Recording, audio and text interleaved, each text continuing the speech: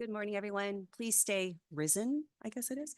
The commencement ceremony of the Seattle University School of Law is now convened. As we begin our gathering, we respectfully acknowledge that our event today is taking place on the homelands of the Coast Salish peoples, who continue to steward these lands and waters as they have since time immemorial. We recognize the tribal nations and organizations who actively create, shape, and contribute to our thriving community at Seattle University and beyond. I agree, sweetheart. All right. We, as an academic community, should be and are committed to doing our part to engage with and amplify the voices of Native peoples and tribes. We recognize our collective responsibility and call for further learning and action to support them in their pursuit of advancement through education. Please remain standing for the invocation offered by Father Lucas Sharma of the Jesuits West Province of the Society of Jesus, Jesuit advisor to the Dean of the Law School and trustee of Seattle University. Thereafter, the president of Seattle University, Eduardo M. Peñalver, will provide a welcome and opening remarks.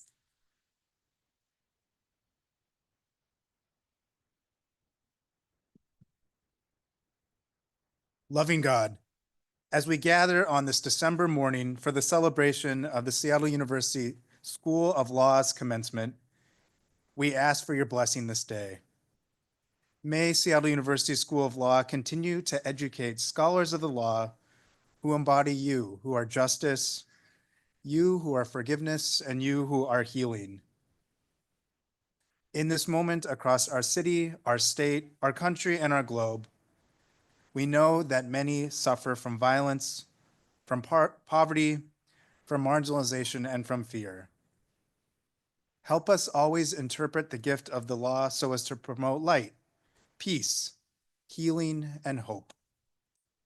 We ask that you bless our faculty, our staff, and administration who guide the law school, directed by a thirst for justice and a hunger for community. We thank you for the ways they educate and form our students and serve as scholars committed to inclusion. We thank you and ask your blessing upon our students, that as they leave the campus of Seattle University, they may all they encounter may serve with tender compassion and mercy. May they follow your example to be a servant for others, so others might thrive, even if it is just a little more than before. Be with us all, family, friends, and graduates, so that we might all enlarge the tent of inclusion, so that someday we are all one beloved whole community. We ask all these things in your name as we say together, Amen.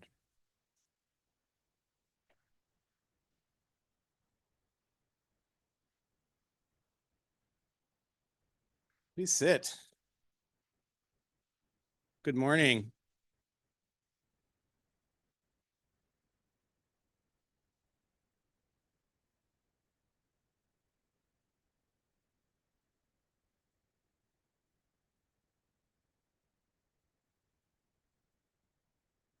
As the president of Seattle University, but maybe more relevantly this morning as a fellow lawyer, let me begin by offering my heartfelt congratulations to our graduating students.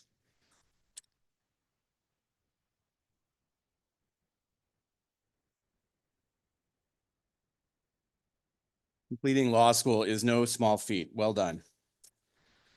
The degree that many of you are receiving today, the Juris Doctor, is usually translated as Doctor of Law. Interestingly, it would be more accurately translated from the Latin as Doctor of Justice. I sort of prefer the sound of that. My younger brother is a medical doctor, and during his residency in New York City, he would sometimes ride the subway to work wearing a t-shirt that said, "Kiss me, I'm a doctor." I know. At the time, I wondered to him what would happen if I were to ride the subway wearing a t-shirt that said, "Kiss me, I'm a lawyer."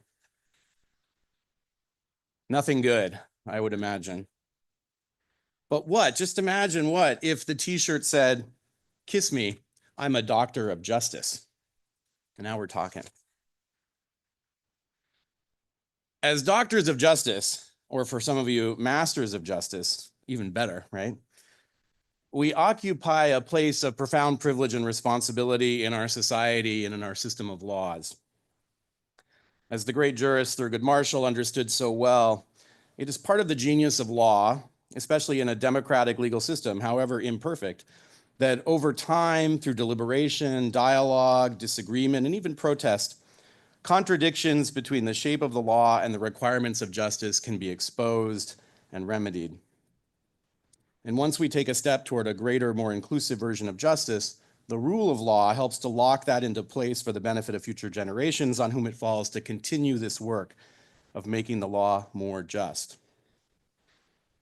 Zachary Carter, who during his undergraduate years participated in the 1969 takeover of Cornell's student union building by members of the Afro-American Society, went on to NYU Law School and to an illustrious career in the law in New York City. He ultimately became the corporation counsel for the city of New York under Mayor de Blasio and the United States Attorney for the Eastern District of New York. During a talk I heard him give a few years ago, he spoke passionately about the great satisfaction he received in his legal career when he could, and I'm quoting, squeeze justice out of the law. And he talked about it like squeezing juice out of a dry lemon that's been left in the refrigerator for a bit too long. Hard work, but rewarding work. The process of squeezing justice out of the law is not a simple one. We take several steps forward, and then several steps backward. We can even disagree about what counts as a step forward or a step backward. The law does not always easily grant us justice, and certainly in practice, you will encounter clients, adversaries, and opposing counsel who work hard to prevent it from doing so. This is not an indictment of the concept of law or of legality. As with democracy, the rule of law is one of the most imperfect systems for rendering justice, except for all the alternatives. Our collective commitment to resolving social conflicts through legal process as opposed to through arbitrary force or violence constitutes one of our greatest collective achievements and one of our most precarious. Working to squeeze the juice of justice from the dry fruit of the law is a project that is therefore never fully complete. But at the heart of that project is always, eventually and inevitably, the work of lawyers. And wherever we look in our legal community, when we find that work happening, we find Seattle University lawyers. Surveying the state of affairs in the world today, we can see that commitment to the idea of equal justice and to the rule of law more generally are not values that we can simply take for granted. Acknowledging that reality does not erode my faith in the law. It underscores my appreciation of it and of its fragility. It reaffirms my sense of the privilege and responsibility that we all have as lawyers to safeguard the rule of law and the democratic values that sustain it. In these days, affirming that rule of law, the rule of reason, the value of democracy, in contrast to the rule of sheer force, is not trivial. Those who value the rule of law need to work together to protect it against the incursions that we've already observed and to shore it up against those yet to come. And that will make for some strange alliances, but we should welcome this. We should stretch ourselves to broaden the coalition of those who affirm the rule of law, because it's too important to allow our own discomfort to prevent us from doing that. As our newest doctors and masters of justice, we're counting on you to take up the fight against those seeking to undermine the rule of law, even while keeping your eyes on the ultimate and elusive goal of justice. Your time at Seattle University and your own hard work have given you all the tools you need. Congratulations and good luck.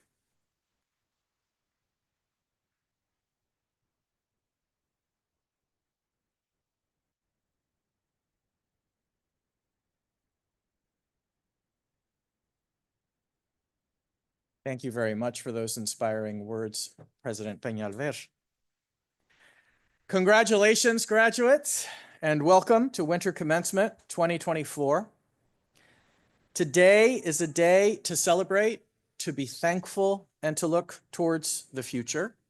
Many of you are here thanks to the support that you received from your loved ones who may be here with you today or watching on our web stream.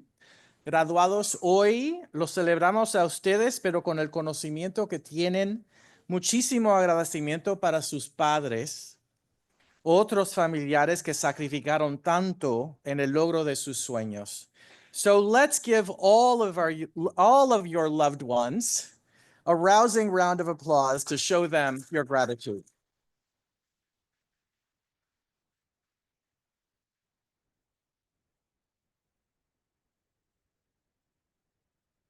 As you depart Seattle University School of Law and deploy your new JD or MLS or LLM degree, I give you a few words of advice to take with you.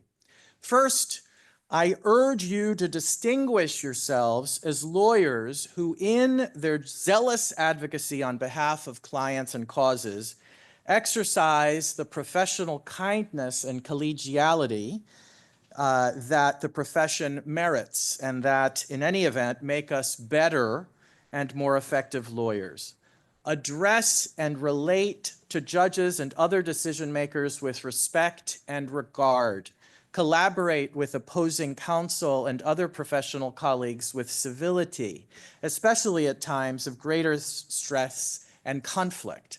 If you are lucky, your careers in law will be long, and the judge before whom you present a case today, or the opposing counsel against whom you negotiate tomorrow, may in short order become your law firm or agency partner, or even, better yet, a personal friend. Former U.S. Attorney General Janet Reno once said that being a lawyer is not merely a vocation, it is a public trust, and each of us has an obligation to give back to our communities. Amazon General Counsel David Sapolsky told us during his Luminaries in Law interview not long ago that pro bono and public service work for lawyers, quote, is not optional, unquote. It is, he said, quote, part of being a lawyer and a quid pro quo of being a member of the bar, unquote. And he's right. We have the obligation to give back to society by exercising our talents as lawyers pro bono publico, for the public good. As you climb the ladder of success, pull others up with you. Treat the janitor who cleans your office and the secretary who manages your professional life and the mailroom attendant who directs your mail with the same respect and dignity that you show to the justices of the Supreme Court. They are, after all, the same in their humanity and in their entitlement to dignity and respect. They also are instrumental in our own success and that of our clients. Being a Seattle University law educated attorney or legal professional is a superpower. Use it for good. Use it to lift others. You also should reach out. Continue to expose yourselves to people from different from you and opinions and perspectives unlike your own. A dear learned friend put it this way: understanding requires contrast. Seek contrast. Embrace difference.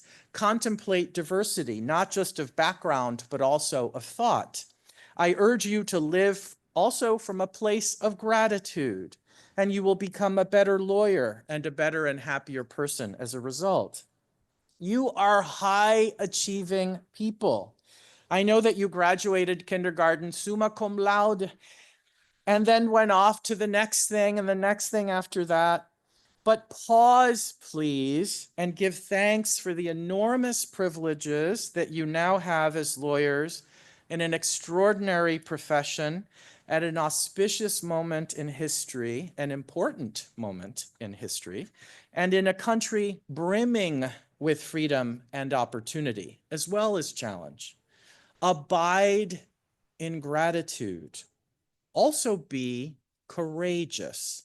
The late Robert F. Kennedy once said, quote, "Courage is the most important attribute of a lawyer. It is more important than competence or vision. It should pervade the heart and the halls of justice and the chambers of the mind," unquote. Indeed, as lawyers and the other legal professionals you will see, time and again, that law is not the same as justice, and that justice is not the same as fairness. You will experience again and again what Jeremy Bentham observed in saying that, quote, "The power of the lawyer is in the uncertainty of the law, unquote. Sometimes you will be asked to speak truth to power in circumstances that may appear to you to be impossible, unwinnable, hopeless. But the truth is that every quantum leap forward in law started as what at the time seemed to be an impossible dream. Universal suffrage for women, the Civil Rights Act of 1964, marriage equality for gay people, basic equity for the differently abled. Those and so many other advances took vision, took daring, took courage among lawyers, other legal professionals, and lawmakers, and resulted in unfathomable progress. You must also be worthy of trust as a lawyer and as a legal professional. You must be dependable and organized and diligent and consistent with your commitment. Your word is your bond in law, so please be worthy of the trust of your clients, colleagues, and decision makers before whom you practice. Let's also talk about integrity, which is closely related to trustworthiness. Here at Seattle University School of Law, a Jesuit Catholic law school, we taught you about the importance of character in law and how little transgressions can often combine into much bigger ones and inure us dangerously to wrongdoing. It is imperative for lawyers to do the right thing when no one else is watching. And I say no one else to emphasize that when we are alone, it is our conscience that watches over us and to which we remain accountable in those quiet moments. Integrity not only is demanded of us as good lawyers and legal professionals, but also as good people. Next, a word about compassion. Abraham Lincoln once said, quote, "As a peacemaker, the lawyer has superior opportunity to be a good person," unquote. Yet we must be zealous advocates, but sometimes the best way forward for our clients and causes and for the truth itself is to make peace, to exercise compassion and equanimity. It is important, too, to realize that this compassion should not only flow outward, but also inward.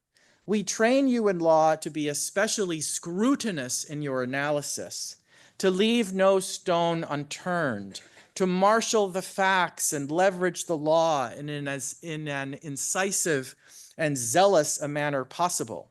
But sometimes that laser beam honed scrutiny that we have cultivated in you can turn inward. And when it does, I want you to hold yourself in compassion. Be kind to yourself. Be your own best friend. Finally, everyone, enjoy the moments of success. Embrace the small and the big victories. Fail quickly and move on to more success. And recognize how fortunate each of you is to have reached this pinnacle of success. In Leaves of Grass, Walt Whitman writes, quote, "You must habit yourself to the dazzle of the light and of every moment of your life," unquote. So graduates, dazzle in your light.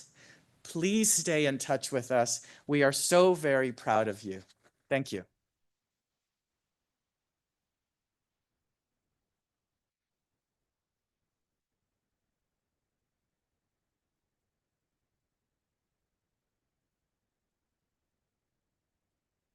Thank you, Dean Verona. Each year, the graduating class selects one of their own to serve as class speaker. And so it is fitting that today our elected student speaker is a member of the inaugural Flex JD cohort. It is my great pleasure to invite Kayla L. Casano to address the graduating class of 2024.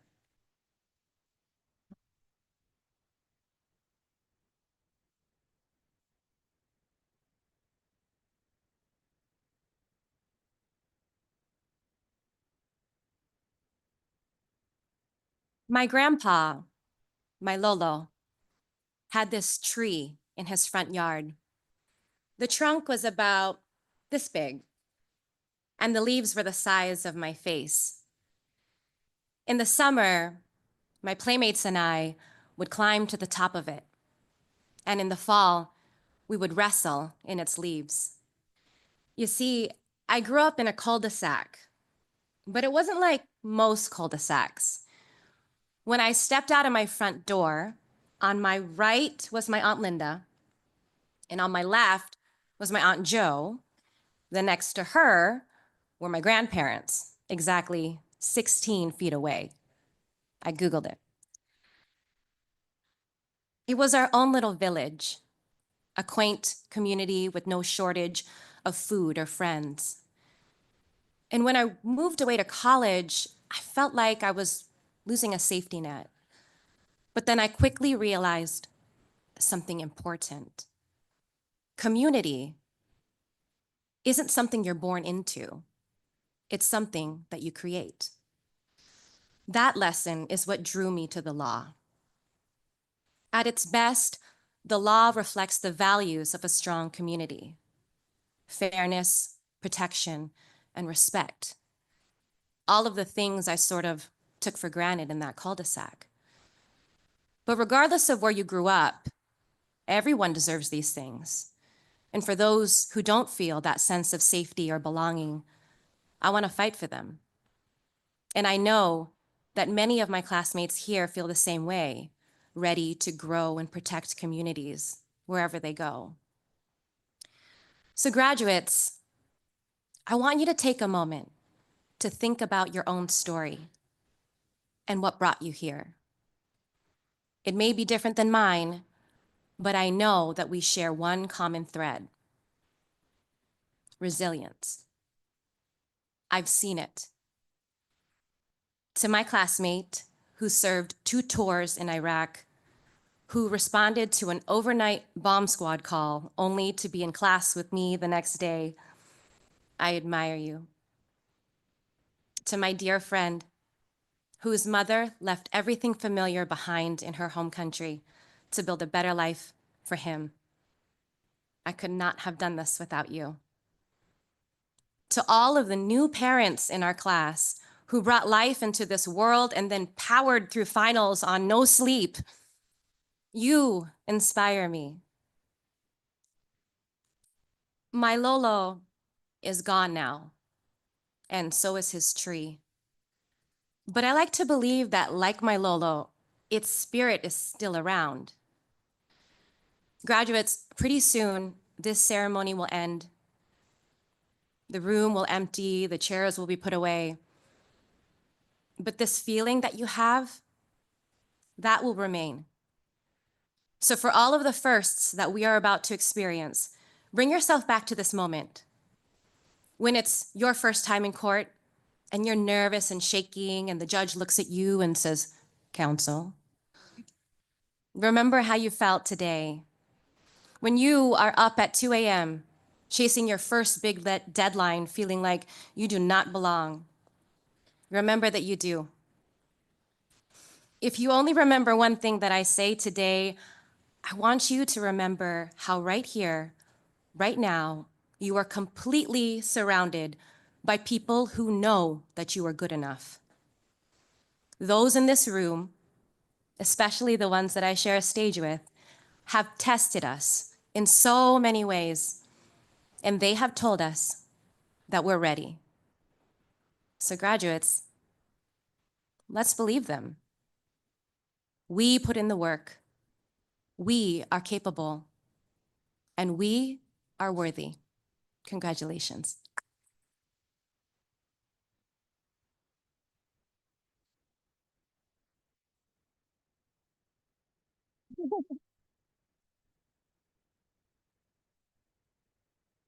Thank you. Love you. Love you, Dad. Each year, members of the graduating class nominate and select the outstanding faculty honoree who serves as the Marshal at Arms for the commencement ceremony. As your class representative, I am deeply, deeply, deeply honored to present the Class of 2024's award for Outstanding Faculty Honoree to Professor Brooke Coleman, Vice Dean for Academic Affairs, and Frederick C. Townsend, Professor of Law.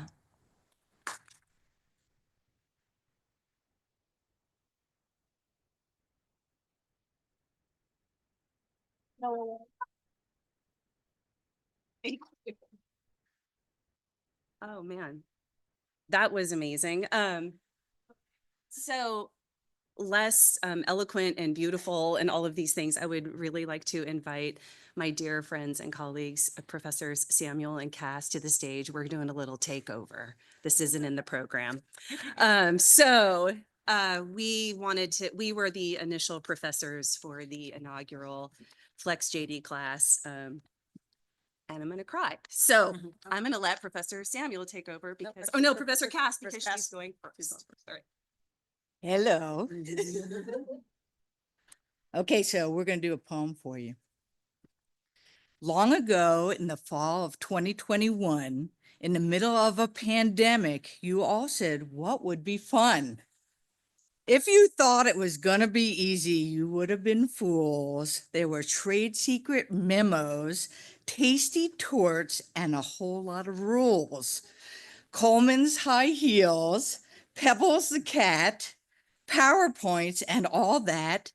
Babies and kids, partners and bunnies, all so cute and some so funny. We zoomed and zoomed, not just from our rooms. We zoomed from our cars, even sometimes a bar. From Skagit, Iceland, and Ohio, to name a few, Michigan, Spokane, and some places we never knew. Is the pleading plausible? Did the turntable attract? Did you all learn so much? To that we say legally significant fact. Blazing the trail, you paved the way for Flexies to come more and more every day. From all of you, we learned so much, so hard to say goodbye, we will stay in touch. As one of you once said, and we all certainly agrees, the best JDs are the Flex JDs. To close, there's only one word that rhymes with Flexi. We agree, but we're so not going to say that here. Congratulations, everyone.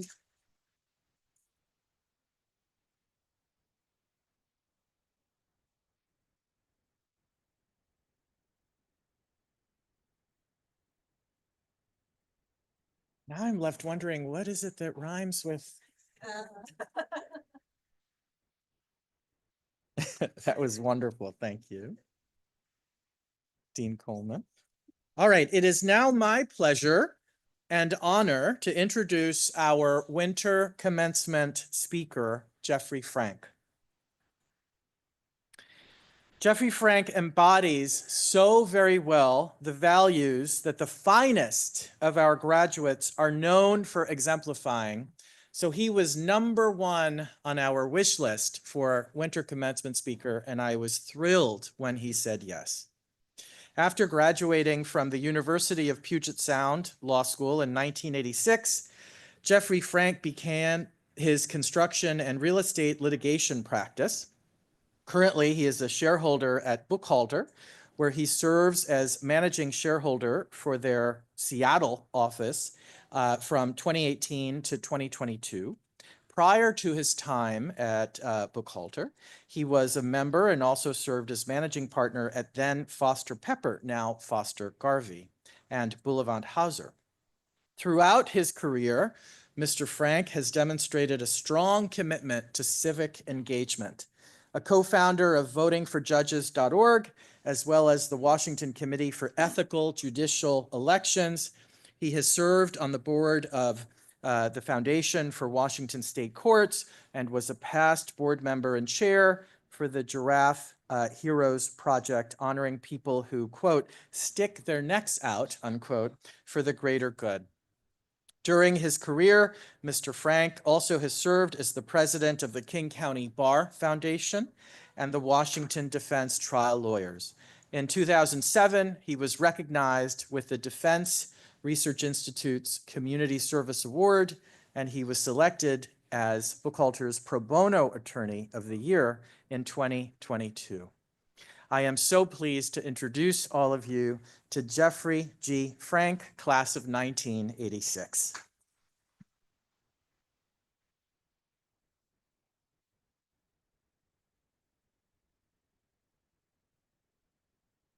I think I'll just end that. That was, I think that's enough. You don't need to hear from me. And you did say 40 to 50 minutes?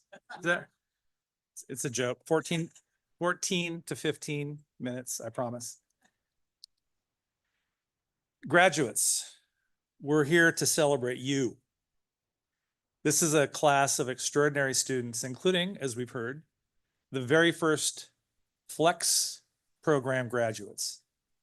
I'm so honored to be here for this truly unique commencement ceremony. Most of you have already achieved significant success in your current careers. Your remarkable graduating class includes teachers, corporate investigators, police officers, doctors, social workers, and public servants. And Kayla, oh my God. What a start, right? Yeah, there we go.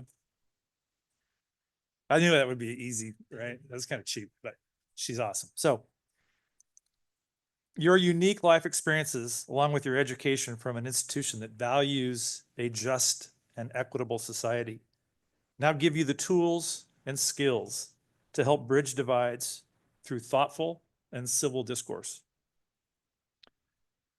Some of you may begin your legal career as I did, entering private practice to help individuals, families, communities, and businesses navigate through complex laws and rules that confront modern society. Some of you may begin or resume careers in public service as prosecutors, public defenders, civil servants, or leaders in the nonprofit sector. And some of you may feel inspired to assume the daunting task of protecting our civil liberties, our civil rights, and our civil democracy. As advocates, as professors, and as judges. No matter the career path, your work is critical to the future of your communities. For the most disadvantaged and marginalized in your community, who often only engage with lawyers involuntarily, you are now in a position to seek justice by ensuring that our laws will be applied fairly. You may also represent the privileged and wealthy in our society. These can be very challenging clients. But as you advocate their interests, you will also be in a unique position to help them maintain their moral compass and to remind them of the humanity that we all share. Whatever path you choose in the law, never lose sight of everything you've achieved to this point in your lives. I'm confident your significant life experience will make you all better advocates. Now, we come to the part of this presentation where the graduation speaker, that would be me, seeks to inspire the new graduates, that would be you. That seems rather presumptuous given all that life experience I just mentioned, but I'm going to give it a shot. Upon much reflection, the most practical inspirational advice I can share is also the very simplest. This advice comes from years of observing how my friends and colleagues learn to cope with the highs and lows of a legal career. Here then are my 3 recommendations for coping, if not thriving, in your upcoming careers as lawyers. My first recommendation is to treat your law license with honor and care. Your law degree and soon your bar license will serve as an invitation for clients to seek your advice. Your bar license will also enable you to file a complaint in the court of law, in a court of law, to issue subpoenas, and to restrain dangerous behavior.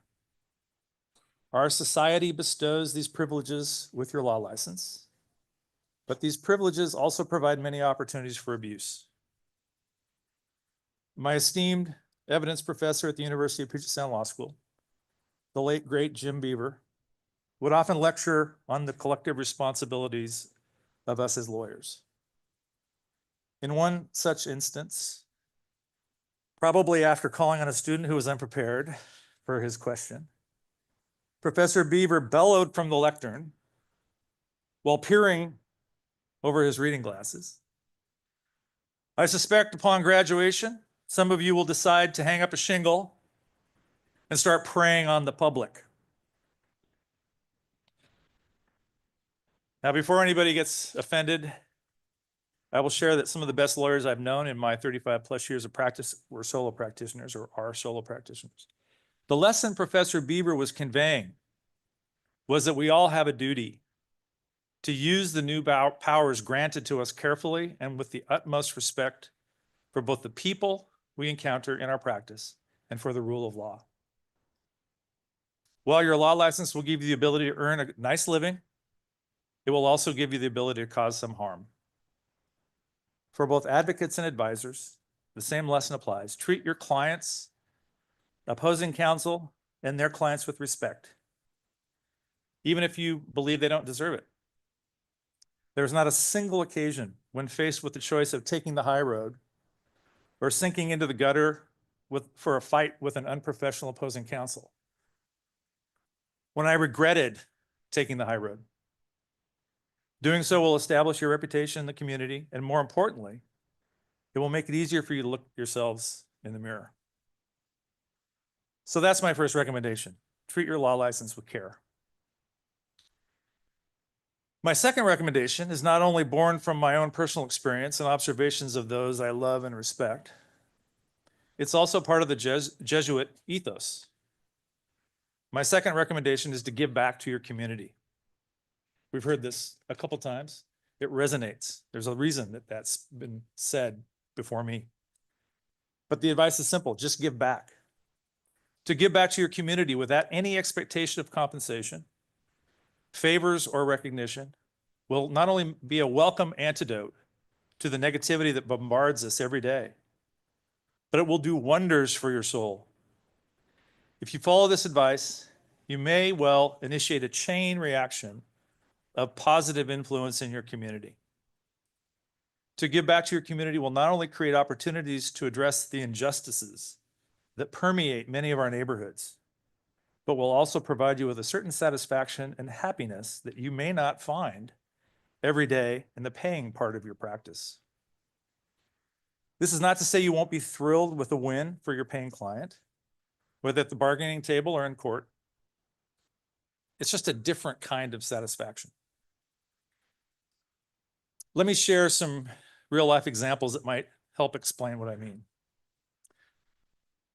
I'll start with a story of a relatively young lawyer who decided a couple of years into her practice to start dedicating some of her free time to one of the King County Bar Association's pro bono legal clinics. Because her practice at the time was bankruptcy, she decided to utilize her growing skill at the Rainier Valley Debt Clinic. She soon discovered that her expertise was helping folks in crisis, often through no fault of their own. Because of crushing medical debt or legal expenses, they simply couldn't keep up with mounting bills and they had nowhere to turn until they found the debt clinic. Along with many others, that young lawyer has continued her work with the debt clinic for over 25 years. The reason I know this story so well is because that young lawyer, who I'll now call distinguished, is the person I met in law school and married 38 years ago, Dina Yunker Frank. Dina, you want to give us a little wave there?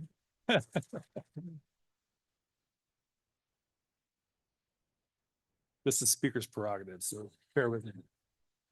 My next story is about a woman who started volunteering at St. Francis House almost 20 years ago. From the first days of her volunteer work, handing out clothing, food, or utensils to those in need, to eventually becoming the president of St. Francis House, leading a successful effort to rebuild their facility by partnering with Plymouth Housing to build 100 units of housing for the homeless atop St. Francis. She truly embodies the values of St. Francis of Assisi by helping feed the hungry, find housing for the unhoused, and by treating each and every visitor to their facility with respect. That woman is my sister, Val Gorder. Val, thank you. Thanks for indulging me. Why do I share these stories other than recognizing the two most important people in my life? The point is, if we each do something within our ability, we create an enormously positive impact within our communities. Many of you are already doing volunteer work or other impressive charity work. Keep doing it. Even when the pressure of an increasing workload gives you an excuse to forego non-billable work, pro bono or other forms of volunteer work will not only provide you with an infusion of energy, I believe you will become a more understanding and compassionate lawyer. My last suggestion reflects lessons I have learned from Dina and Val. While coping with challenging times, without their support, I might not be here. My final suggestion is express gratitude. Let those you love and respect know how you feel. For me, it's about thanking Dina and Val for all the things they've done to lift me up when I was down. I'm adding thanks to another exceptional human being, a lawyer, who also happens to be my brother-in-law, Greg Gorder. He's been my friend and mentor for over 40 years and served as my editor extraordinary for my remarks today. He did not have a chance to edit this part, otherwise I'm sure he would have cut it. What Greg and I know from plenty of personal experience is that practicing law and leading organizations can be hard and emotionally draining. Family and friends will help you to thrive in the face of the many challenges you will encounter. Accept their support and don't ever hesitate letting them know how much you appreciate that love and support. So now I'd like to invite you to think about those people in your lives that helped you get here today. And if you're so inclined, give them a wave. And when you see them later, there we go. That's nice. Okay. There we go. Yeah. We know where Kayla's family is.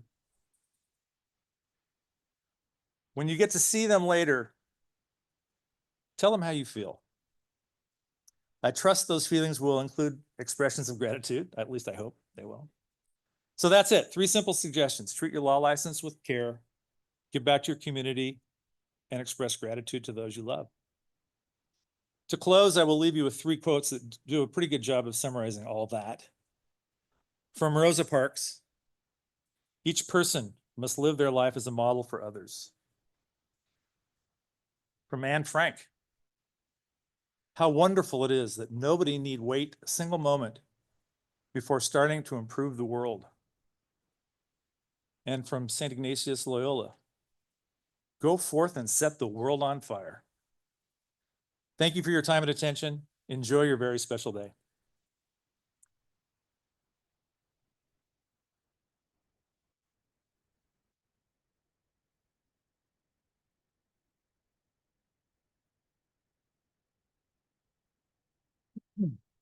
What a beautiful and heartfelt address, Jeff. That, friends, is why we asked Mr. Frank to serve as our commencement speaker. Another round of applause for him, please.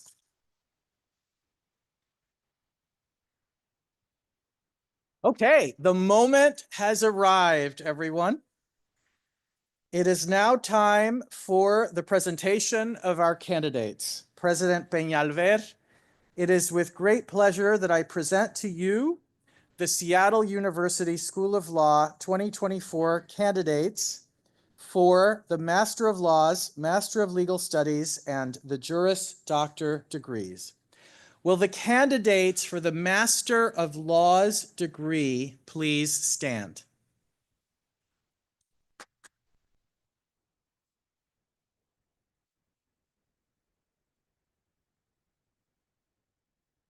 President Peñalver, these students presented and listed on the printed program have completed the requirements to receive the Master of Laws degree. You may be seated. Will the candidates for the Master of Legal Studies degree please stand?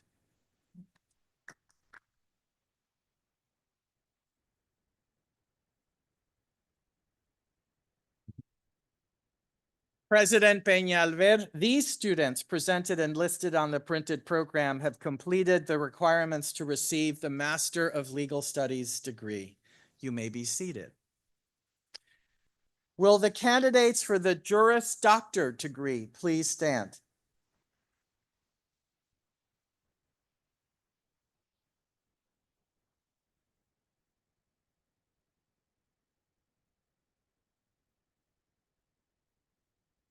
President Peñalver, these students presented and listed on the printed program have completed the requirements to receive the Juris Doctor degree.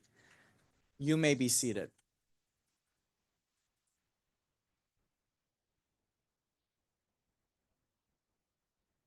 By virtue of the authority granted by the Charter of Seattle University and vested in me by the Board of Trustees, and acting upon the recommendation of the Dean of the and faculty of the law school, I hereby confer upon the graduates of the class of 2024 who have successfully completed the program requirements for the degrees of Master of Laws, Master of Legal Studies, and Juris Doctor with all the rights and privileges pertaining thereunto. Congratulations.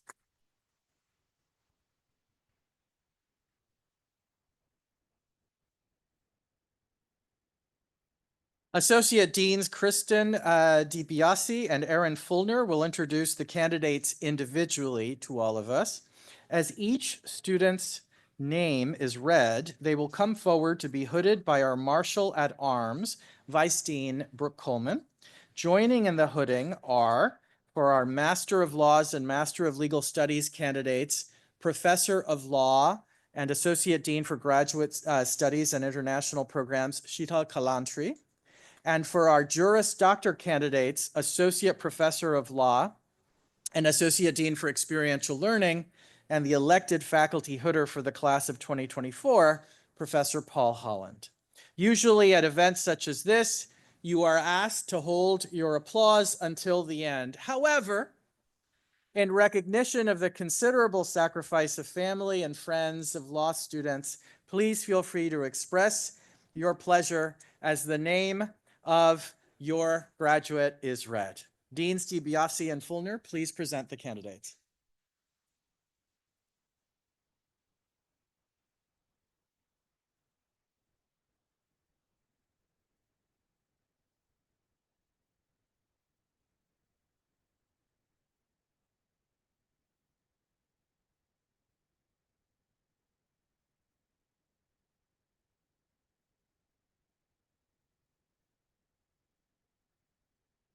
Receiving the Master of Laws degree, Gertrude Chepkoske Bet, Master of Law in Technology, Innovation, and Entrepreneurship.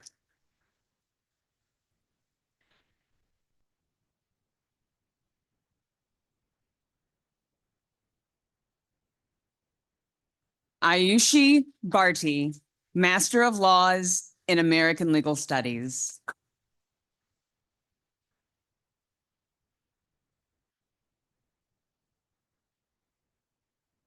Ashutosh Chandra, Master of Laws in American Legal Studies.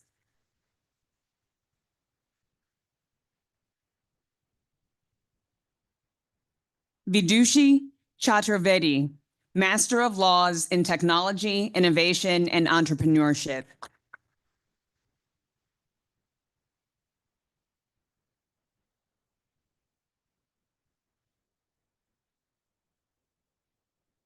Ashray Mehta, Master of Laws in American Legal Studies.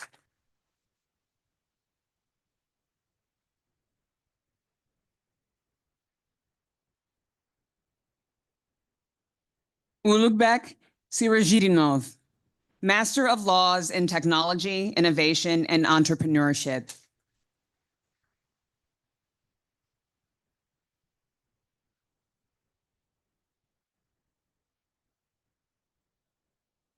Kavya Vashista, Master of Laws in American Legal Studies.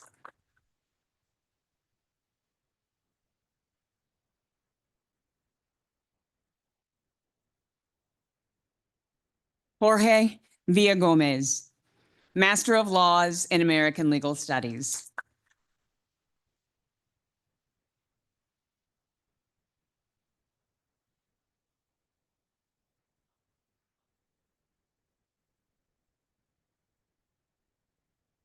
Receiving the Master of Legal Studies degree, Catherine Rose Hairston, Master of Legal Studies in Compliance and Risk Management.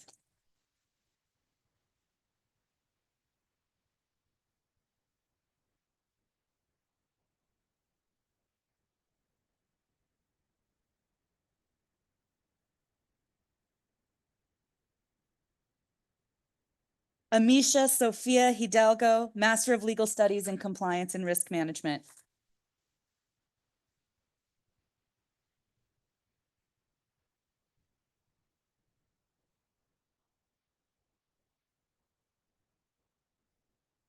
Kelsey Corinne Lawrence, Master of Legal Studies in Compliance and Risk Management.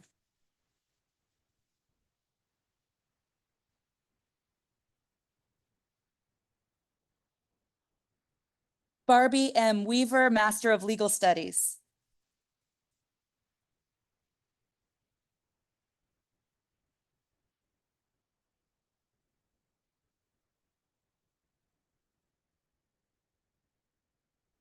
Receiving the Juris Doctor degree, Zara Al-Najaf.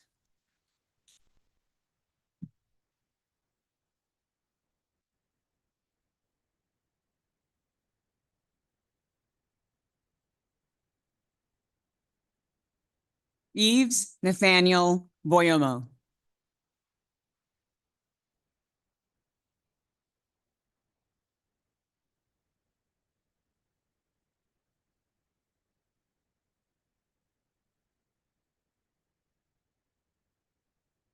Travis Bremmeyer.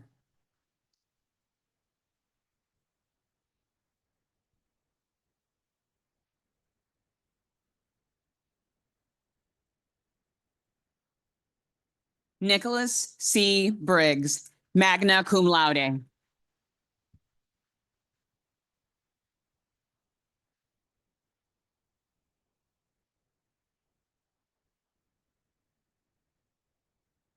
Bradley Buchanan, magna cum laude.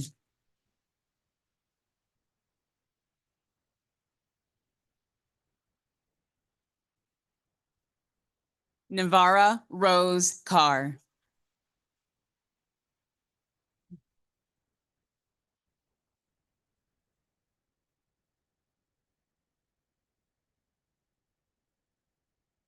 Georgia Neal Burns.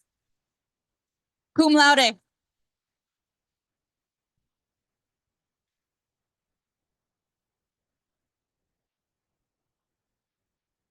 Joshua Chambers.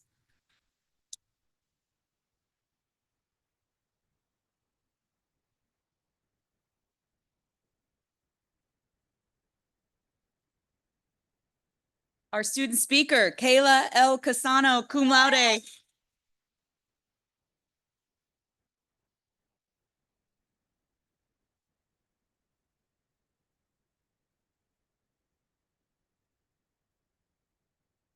Luisa Jessica Cruz Vasquez.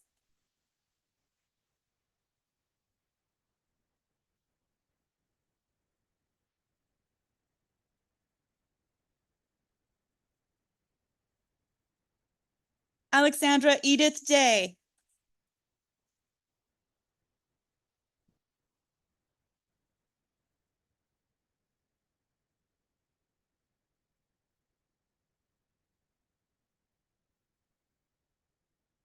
Alex Ray Grief.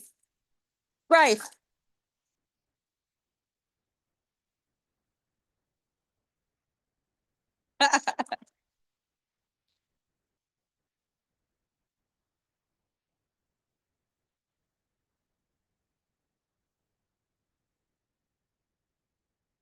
Alice Feynman.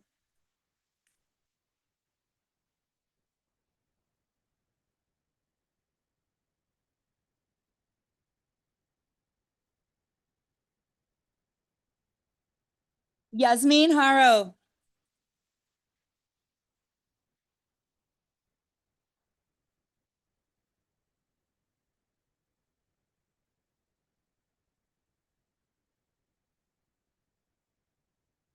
Catherine Hines.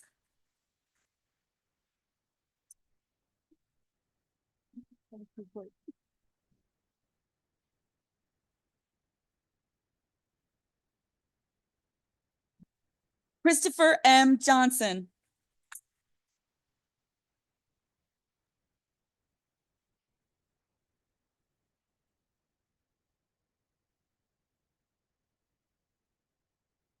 Jenna Nicole Carusis.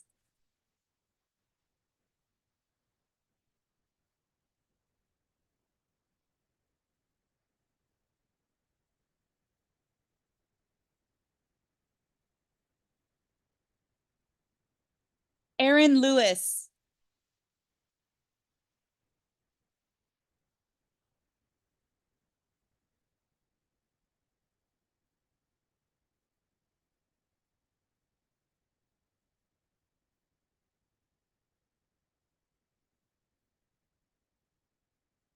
Heather M. Malcolm, magna cum laude.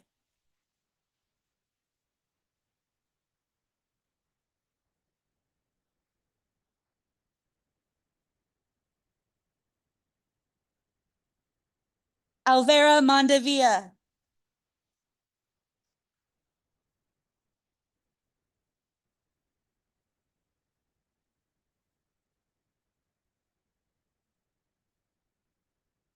Matthew Carl Marshall.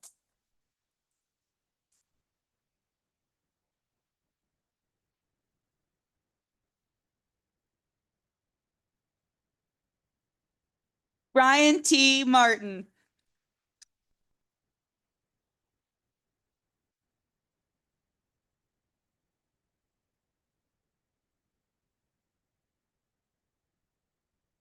Monica Mendoza Castrejon.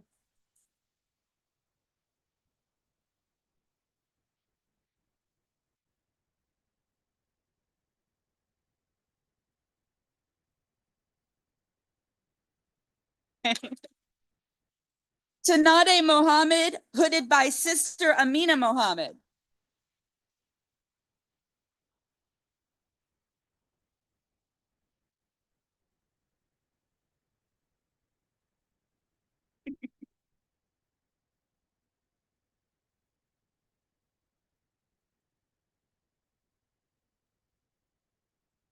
Samuel Newberry, cum laude.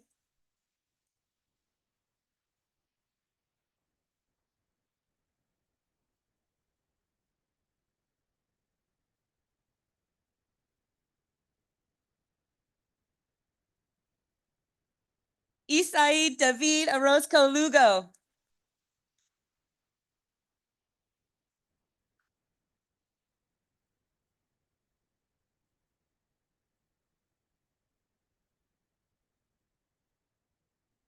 Mary L. Palmer.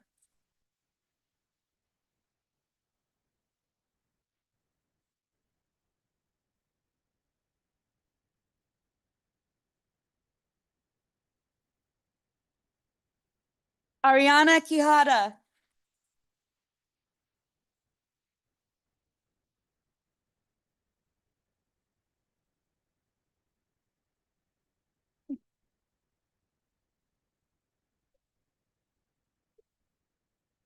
Samantha Recalde.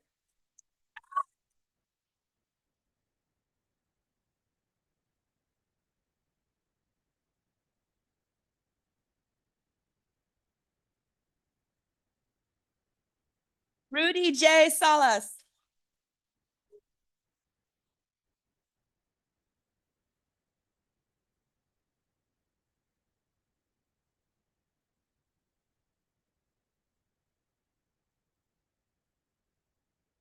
Richard B. Shepard.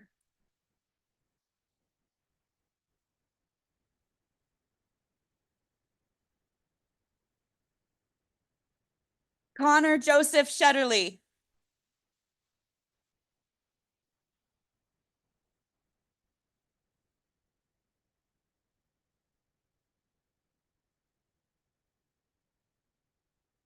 Rita Mae Thames, cum laude.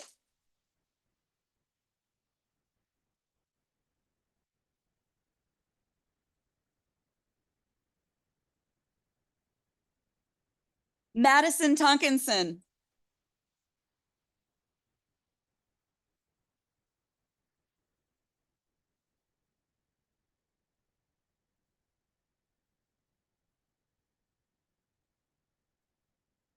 Tiffany Joy Turner.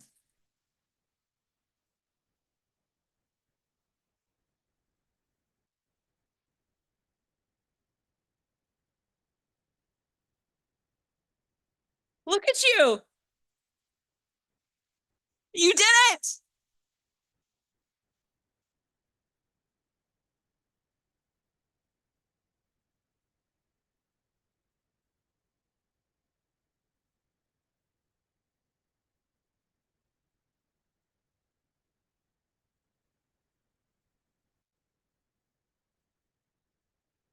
Yeah.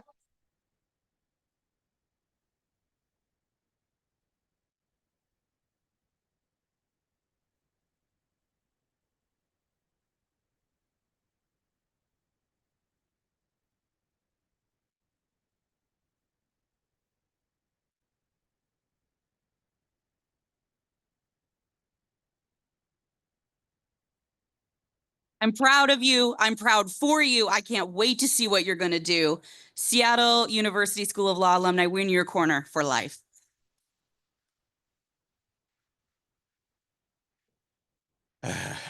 Congratulations, everyone. The benediction will be offered by Father Lucas Sharma. Please stand. Following the benediction, please remain standing for the valediction and recessional.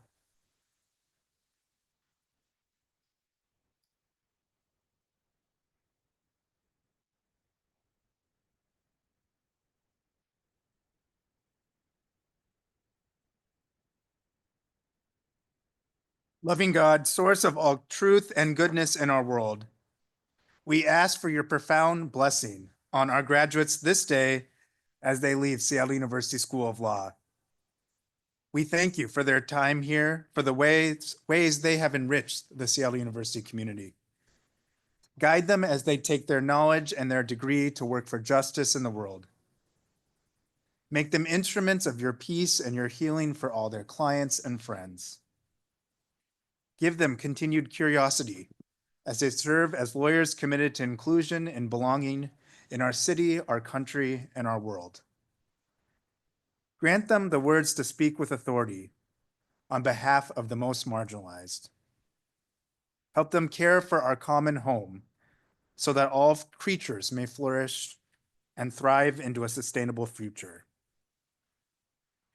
And nourish them always in their vocation to the law, that because of them, our laws will be more fair, more just, and more equitable. And in all their hopes and dreams and moments of beauty and moments of despair, they may feel cared for, feel loved, feel accepted, and feel consoled. May we serve as sources of strength in their lives. We ask all of these things through you, who compelled our graduates to pursue law school. Together we say, Amen.